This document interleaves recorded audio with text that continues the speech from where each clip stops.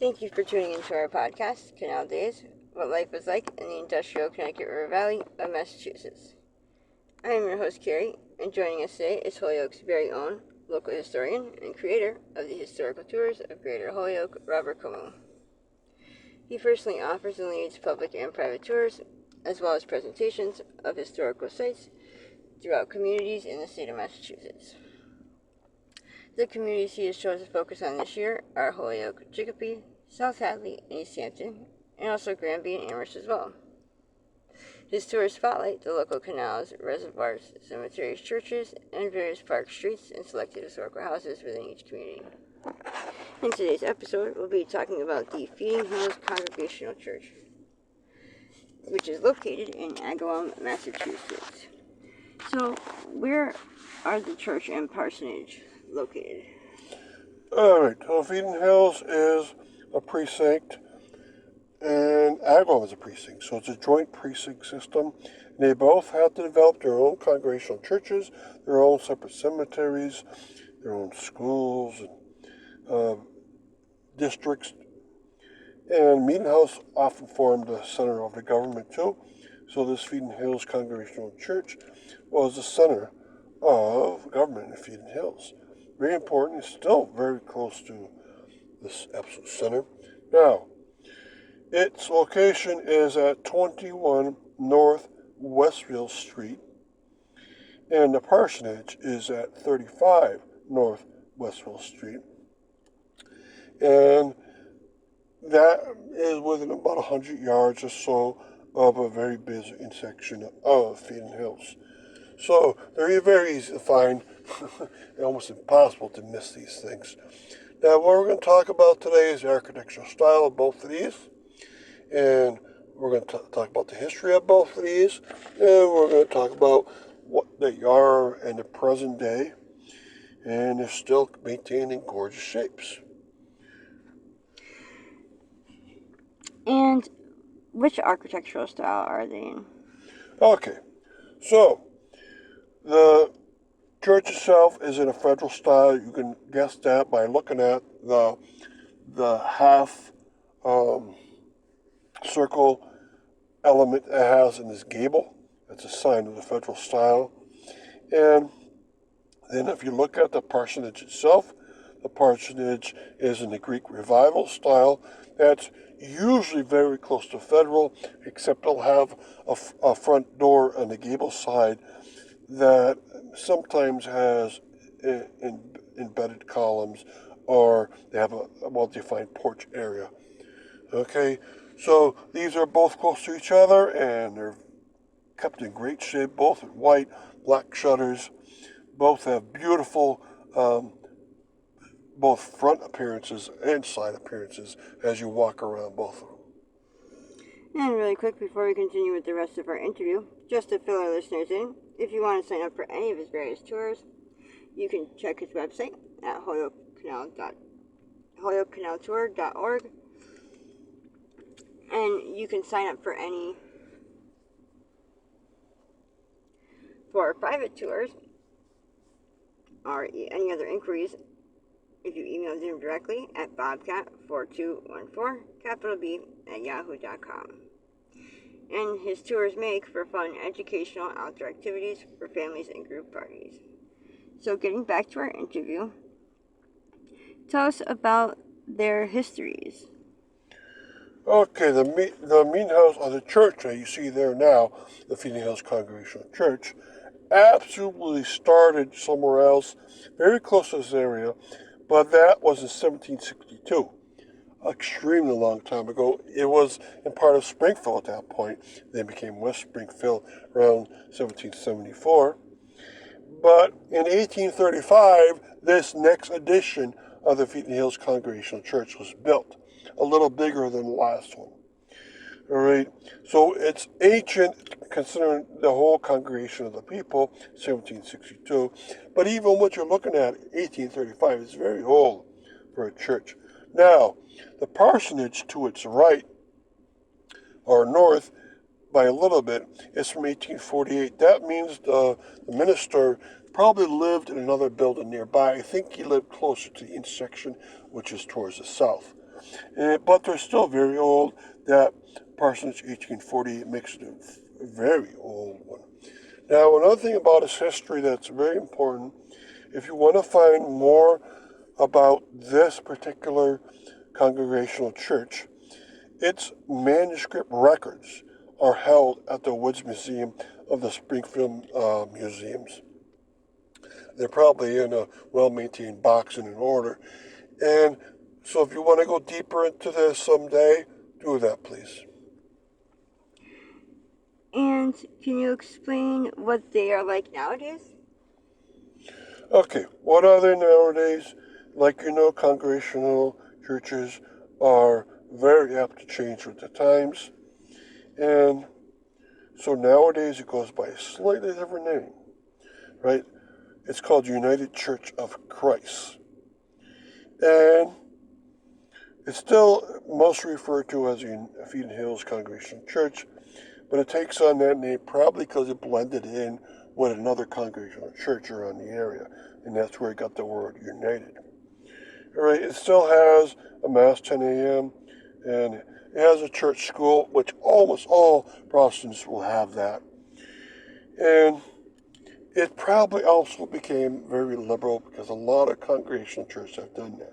So can you imagine when the congregational church started in Massachusetts in the 1620s, it was one of the strict Protestant religions. Now it's the most liberal Protestant religion by far. So it's probably undergone some of that, but not as much as some other ones.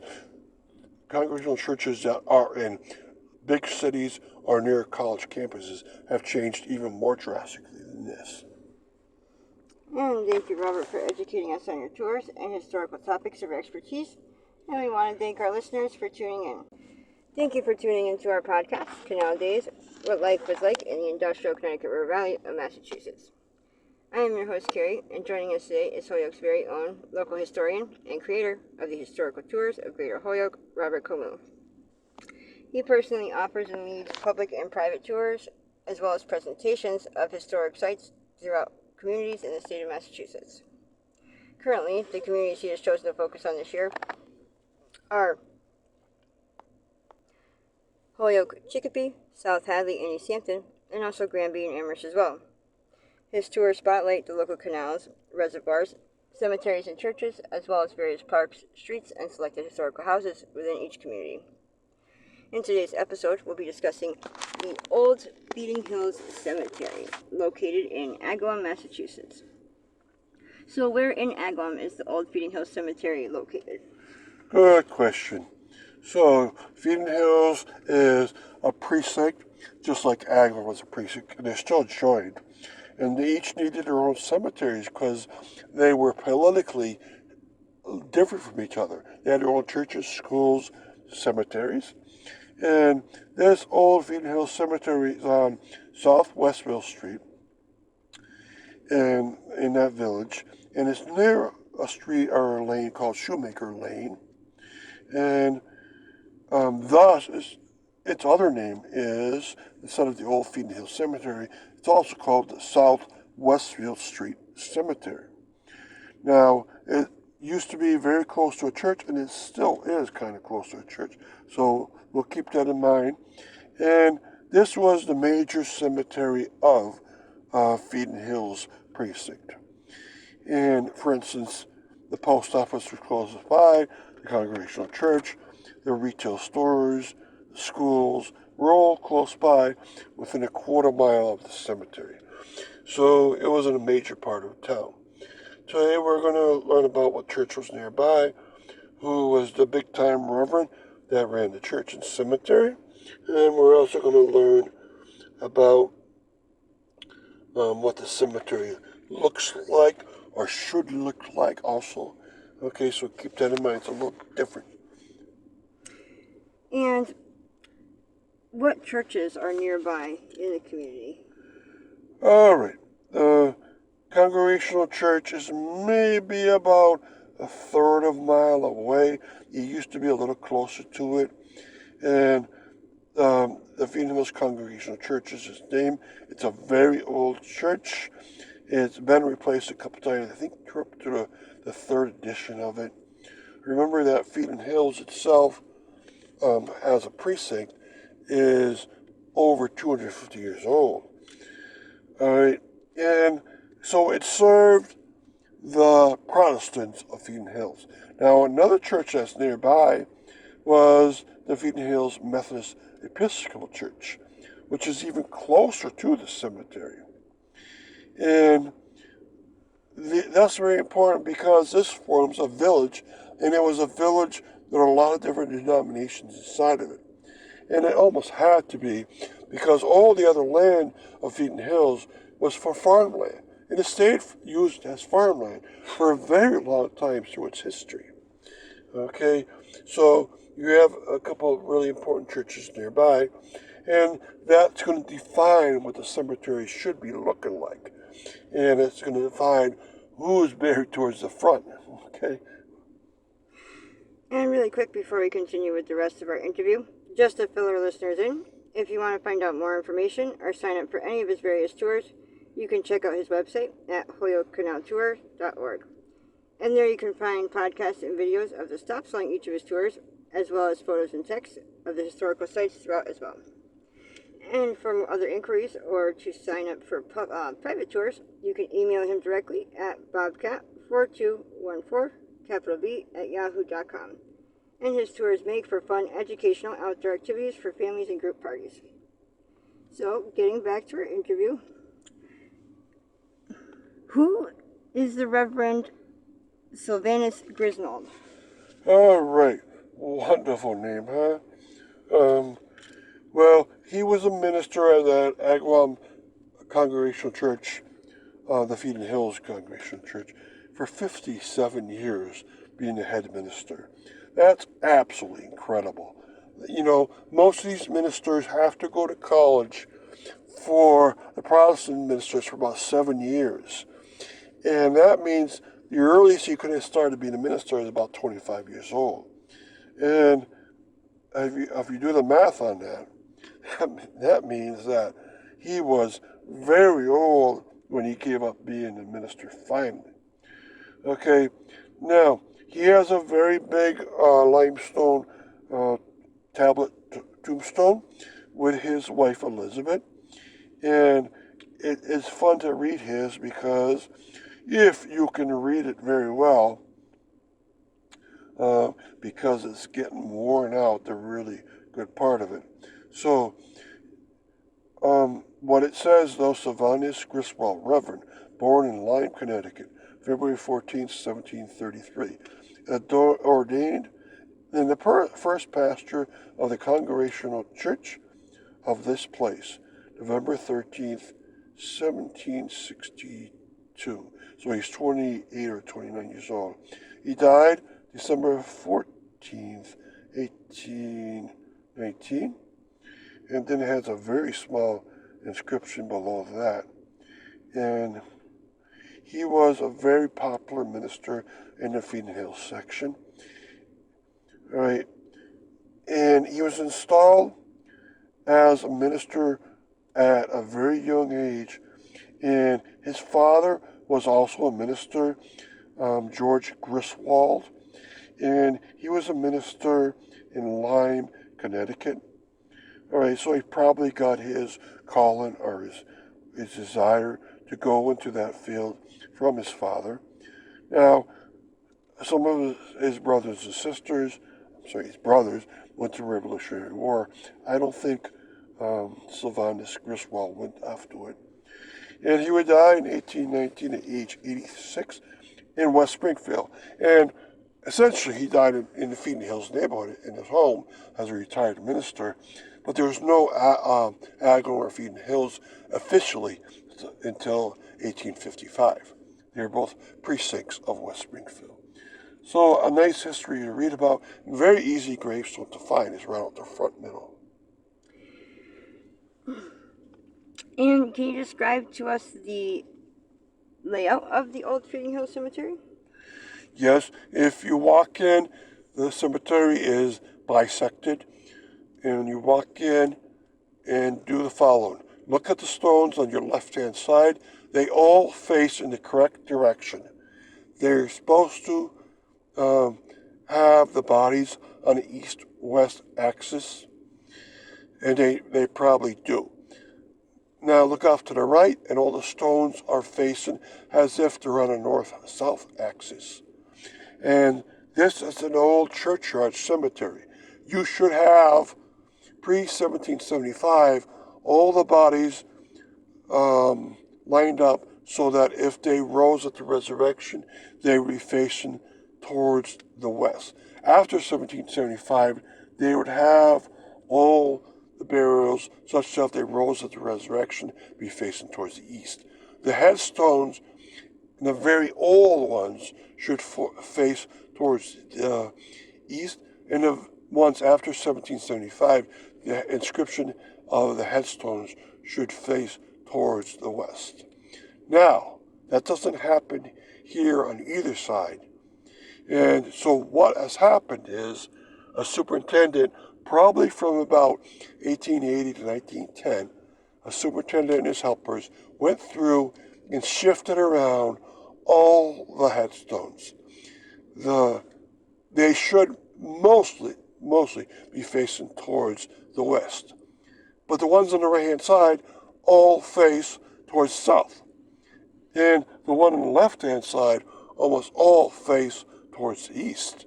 And they're after 1775. So they're in the wrong positions. And that's because there was a movement to beautify cemeteries around 1880 to 1910. They did that not only by lining up stones into rows, they also did that by moving the stones so they all face in one direction within a section. And usually, when this is done in most cemeteries, they would face inscriptions towards the east. But in this cemetery, they face also half of them, the ones on the right-hand side, towards the south. So it's a lot of changes in the cemetery. And thank you, Robert, for educating us on your tours and historical topics of your expertise. And we want to thank our listeners for tuning in. And you can check out a large selection of our podcasts and other videos on his website, as well as on SoundCloud.com. And be sure to stay up to date with new videos and podcasts posted daily. Thank you for tuning in. Thank you for tuning into our podcast, Canal Days, What Life Was Like in the Industrial Connecticut River Valley of Massachusetts. I am your host, Carrie, and joining us today is Holyoke's very own local historian and creator of the historical tours of Greater Holyoke, Robert Camus. He personally offers and leads public and private tours, as well as presentations of historical sites throughout communities in the state of Massachusetts. Currently, the communities he has chosen to focus on this year are Holyoke, Chicopee, South Hadley, and East Hampton, and also Granby and Amherst as well. This tour spotlights the local canals, reservoirs, cemeteries, and churches, as well as various parks, streets, and selected historical houses within each community. In today's episode, we'll be discussing the Maple Grove Cemetery, located in Agawam, Massachusetts. So, where in Agawam is the Maple Grove Cemetery located? Yes, good question, because it's in a strange place, but I'll give you some of the nearby streets. It's officially 325 Southwick Street in the Feeding Hills precinct of Agawam, and that's also called Route 57. And it's very close to the intersection of Northwest Street and Southwest Street, only about 100 yards away from that intersection. So, it's hard to park. There's a little business nearby, and probably that's the best place to go to. And try to be safe because it's a fairly busy highway, Route 57. Now, it's a nice looking cemetery, so today we're going to be talking about not only where it is, but the history of the cemetery, and also its style, and then also where it is in the relative history of all the Agawam cemeteries.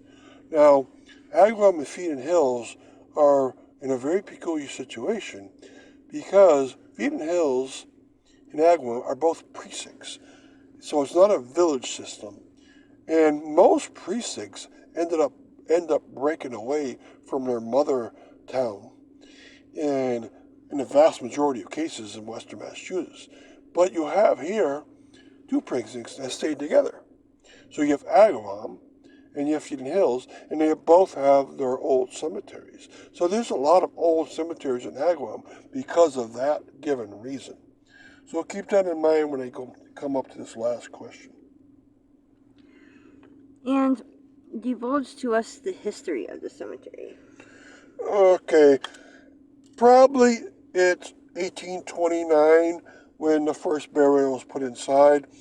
The Agawam Historic Commission says it's 1820 or so, but you can't find any of those early to mid 1820 burials. Anyways, it's almost 200 years old either way. So you got an old cemetery here, but not incredibly old, so it's nowhere near the oldest ones of Agawam. And it is not even the oldest one in Feeding Hills either. In that system, it's the second oldest. So it's a nice little cemetery. It's got a lot of old stones. Most of them, by far, are the limestone and marble in granite variety. There's only a few brownstones of the tablet sort. There's a lot of brownstone of the obelisk forms. So if you walk around here, it's a very well organized cemetery. And when I went in there for the first time, I said, this is a little bit too organized. I understand why it's somewhat organized, because you got a lot of obelisks, and those tend to have individual stones in front of them and behind, and they have a lot of curbing too. But in most cases, these old cemeteries aren't quite as organized as this one is, so something must have happened along the way, such as a superintendent might have went in there and changed some of the stones around.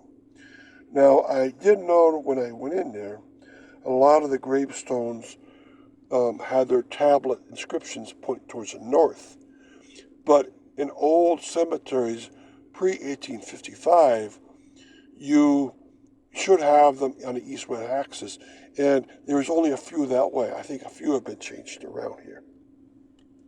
And really quick, before we continue with the rest of our interview, just to fill our listeners in, if you want to find out more information or sign up for any of his various tours, you can check out his website at holyokecanaltour.org. And there you can find podcasts and videos of the stops along each of his tours, as well as photos and text of the historical sites throughout as well. And for other inquiries or to book a private tour, you can email him directly at bobcat4214B@yahoo.com. And his tours make for fun educational outdoor activities for families and group parties. So getting back to our interview, what style is the Maple Grove Cemetery? There are 5 styles of cemetery: a rural garden one, this is not, a family cemetery, a churchyard cemetery, a lawn cemetery, and a neighborhood cemetery. Now this one is probably that last one. It's probably a neighborhood cemetery. The other old one in Feeding Hills, the old Feeding Hills Cemetery, is probably a churchyard cemetery, and the church was nearby and still is. Now, there's no church near this one, and it doesn't qualify at all for the others because it was too old for the other types, and it's definitely not a family cemetery. Oh, there are 2 family cemeteries. One still exists in Feeding Hills. This is a neighborhood cemetery, and the reason why they needed it, there's 2 major intersections in Feeding Hills.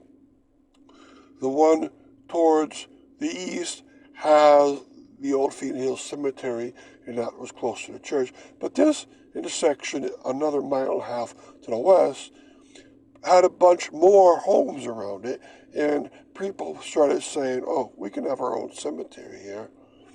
And that last kind of neighborhood cemeteries were very popular in the first 25 years of the 1800s. So from 1800 to 1825, a lot of neighborhood cemeteries came around. And this is probably when this one came. And almost every community around Western Massachusetts has 1 or 2 of these. And what is the relative position of the cemetery in Agawam's history? Okay, so compared to the other cemeteries in Agawam, where does this fit in? Now, I'm always amazed how many old cemeteries Agawam has. Remember, it used to be part of West Springfield up to 1855. And so these old cemeteries used to be part of West Springfield. But in Agawam, a farming community, they were so spread out. And there was very few clustered places. And so this one, I believe, is like the fifth oldest one. And I'll go through the older ones first to show you how old they can be. The old burial ground of Federal Hill in Agawam is from 1736. The old Theodon Hills Cemetery is from 1750. Those are the two oldest ones in the two precincts of Agawam. Now, there's one more 1700 one, the Agawam Center Cemetery from 1774. All of those are even before West Springfield even existed. So those three cemeteries were part of Springfield. That's how old they were. All right, and then there was a family cemetery called the Smith Family Cemetery, still there on South Westfield Street from 1814. And then this one, Maple Grove Cemetery, sometime in the 1820s came around. All right, and then after that came the Fair Family Cemetery in 1832. All right, and then the Springfield Street Cemetery, 1842. And then a very recent one for sure, the Massachusetts State Veterans Cemetery, which was 2001. So this is an old cemetery, but it's nowhere near the oldest ones of Agawam. And so I'm very glad it's here. But if you want to find real old, go like Federal Hill Cemetery. There you find the old stones. There you find the east to west axis being adhered to. And there you find some of the bodies facing to the west and some bodies facing to the east, because there was a change in orientation in about the year 1775. Okay, so I hope you learn a lot. I hope to see you on one of the tours. And thank you, Robert, for educating us on your tours and historical topics of expertise. And we would like to thank our listeners for tuning in. And you can check out a large selection of other podcasts on his website as well. Thank you for tuning into our podcast, Canal Days, What Life Was Like in the Industrial Connecticut River Valley of Massachusetts. I am your host, Carrie, and joining us today is Holyoke's very own local historian and creator of the historical tours of Greater Holyoke, Robert Comu. He personally offers and leads public and private tours, as well as presentations of historical sites throughout communities in the state of Massachusetts. Currently, the communities he has chosen to focus on this year are Holyoke, Chicopee, South Hadley, and East Hampton, and also Granby and Amherst as well. His tours spotlight the local canals, reservoirs, cemeteries, and churches, as well as various parks, streets, and selected historical houses within each community.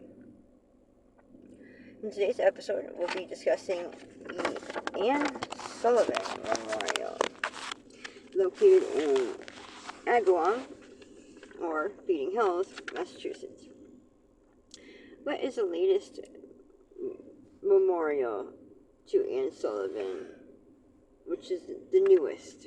Okay, they put a gorgeous display of Anne Sullivan with Helen Keller together. And there's a statue, and they're both seated on the ground. And of course, Anne Sullivan's trying to help Helen, who was both deaf and blind, to learn how to do sign language, how to communicate, and so forth. And so it's a very realistic look to it. And I like it very much. It's a gorgeous look. And so this whole plaza is with a lot of items around it. And we'll try to describe every one of them. We also describe the older memorial that's here and tell you the story about Anne Sullivan and Helen Keller. So around this plaza, you're also going to find a sign that tells you just at the Anne Sullivan Memorial. That's in the middle of the plaza. A lot of benches around the area. There's an outdoor gazebo that you can go into and sit down, of course. There's also a plaque devoted to the plaza area that said water. 1992. It's also assigned because nearby there's a school. So the Clifford Granger Elementary School is nearby, and it's kept in a very historical look, even though it's not incredibly old. And there's also the old memorial to her. And there's just a nice feel to it. And what else was there was, this was also the place where the Agawam militia trained. And so they have a monument in the middle there to honor that. Agawam militia trained on this land during the Revolutionary War. The Field of Parade is called. Now, this whole area is at a very busy intersection. It's surrounded by two churches, the Congregational Church and the Methodist Episcopal Church, by that school, by a library, by the cemetery down to the south by a third of a mile, and then a lot of retail stores in that area. It's a busy place, but it's also well laid out with the memorial to Anne Sullivan and Helen Keller. The reason why is because Anne Sullivan spent the first few years of her life in the Feeding Hill section of Agawam. So they're devoting that, and she nowadays would be a special education teacher, but she took upon herself as an educator to try to train this person that had no way of communication. And explain to us the original memorial that existed. Okay, that's been moved into this plaza area for a reason, because it was hard to reach.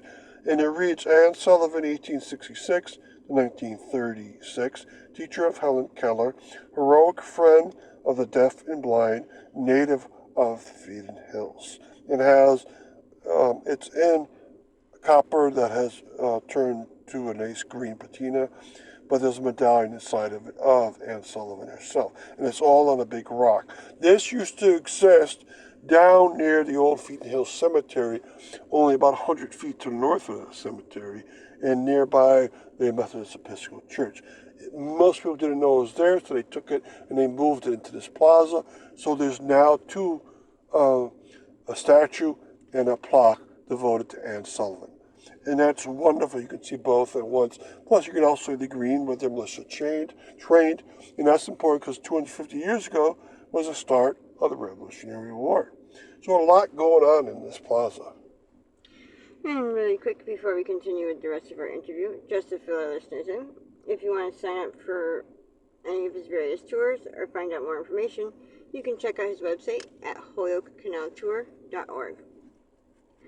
And for other inquiries or just sign up for private tours, you can email him directly at bobcat4214 and his tours make for fun educational outdoor activities for families and group parties.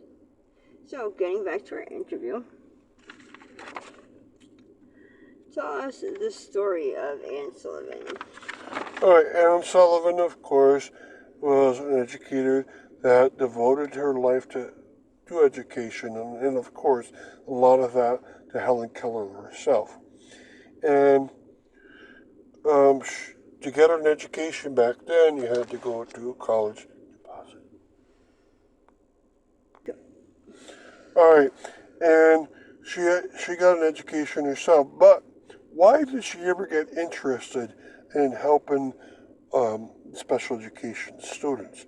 Well, it turns out that even she had a problem with her eyes at a very young age. She was only partially blind, but she had to develop skills in different areas. She received her education at the Perkins School for the Blind, and she would graduate and then go on to become a teacher. Now, she was born in Feeding Hill section of Agawam, April 14th, 1866. Right, and then she would go on. I believe she only lived in Agawam maybe 8 years, and then moved onwards to other schools. That was because she needed special schools to go to herself. All right, and mostly she went out to Tewksbury, and then she went off to the Perkins School for the Blind, and onwards and upwards. And since she understood what it took to communicate with these types of situations, she became an excellent teacher. right? She would go on to teach young people that were blind or deaf or both, right? And she met Helen Keller when Helen was a very young girl, and she would teach her how to communicate with different skills, how to improve her vocabulary by moving different fingers on her hands, how to read Braille itself. And they developed an incredibly close relationship with each other. And you have to remember that this relationship was a very personal, and that was good because it probably got Helen up to an incredible high level. And what ended up happening to Helen Keller after? So on the other side of this wonderful pair of people, Helen Keller, she was born in 1880, and she died only in 1968. She lived an incredibly long life, and she was not born blind or deaf, but at 19 months she lost both because she got this disease, and she had to develop ways to communicate. And she wanted to communicate with the outside world as much as possible. And she would end up graduating from Radcliffe, which was the women's section of Harvard College or Harvard University. She was the first blind deaf person ever to graduate from Harvard. That's incredible. That's how much she got her communication skills and intelligence up to an incredibly high level. And this is wonderful to see. She was mostly educated in the very beginning at the Perkins Institute for the Blind, and then she kept developing. And of course, that lifetime relationship with Anne Sullivan is an incredible story in itself. Of course, Helen Keller has written a book about her life, and I hope you go into reading about this and learn as much as you can about these kinds of people that have communication problems. One of my sisters, happens to be born deaf, 100% deaf, and she had to learn both sign language, spoken language, and how to read lips. She learned all three of those to a very high level. So I understand also this kind of life very much. Thank you. And thank you, Robert, for educating us on your tours and historic topics of your expertise.